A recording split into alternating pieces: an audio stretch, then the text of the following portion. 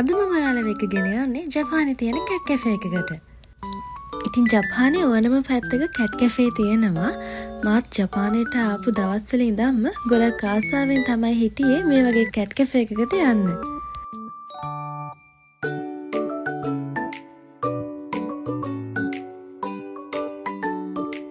Entrance එක තියෙන්නේ මෙන්න මේ විදියට. අපි මෙතනදී අපි දාගෙන ආව ෂූස් ගලවලා එයාලා තියලා තියෙන ස්ලිපර්ස් දාගෙන තමයි අතලට යන්න ඕන. මෙතන මේ වගේ බෝල පූස් බබාලා 15 දෙනෙක් විතර හිටියා. මෙතන මෙයාලට සෙල්ලම් කරන්න ලේසි වෙන්න, මෙයාලට ඉන්න පාසු වෙන විදියට තමයි හදලා තිබුණේ. ඇත්තටම ජපානයේ කැට් කැෆේ ගොඩක් ජනප්‍රියයි. මොකද මම මෙතන ඉන්න වෙලාව ඇතුළතත් ගොඩක් කට්ටිය මෙතෙන්ට ආවා. මෙතන මේ විදියට ඉන්න හැමෝගෙම ෆොටෝස් අලවලා මේ විදියට යාළගේ නමත් එක්ක තිබුණා. ඊළඟට දෙවෙනි තට්ටුවෙත් ඒ වගේම පූස් බබාලා ගොඩක් හිටියා. ජපානයේ සාමාන්‍යයෙන් හැම ඇපාර්ට්මන්ට් එකකම පූස් බබාලා ඇති කරන්න බෑ. ඉතින් මට ලංකාවේ ඉන්නකොටත් පූස් බබාල් දෙන්නෙක් හිටියා. ඒත් දැන් මම මෙහි ඉන්න ඇපාර්ට්මන්ට් එකේ ඒ විදිහට පූස් බබාලා ඇති කරන්න විදියක් නැහැ. මේ ඉන්නේ මෙතන මංගාවට ආව පූස් බබා. මම මේ කැට් කැෆේ එකට ගියේ උදේ වෙලාවක.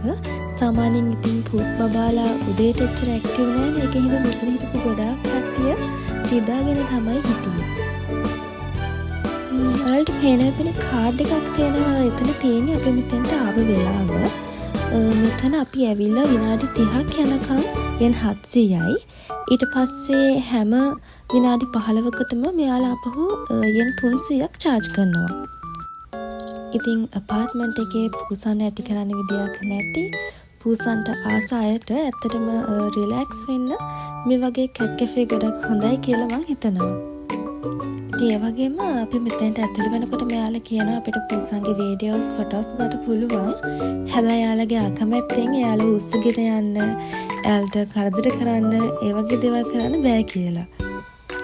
එයාලා පූස් බබාලගේ නිදහස උපරිමයෙන් හිතලා තියෙන නිසා තමයි එහෙම කියනවා ඇත්තේ.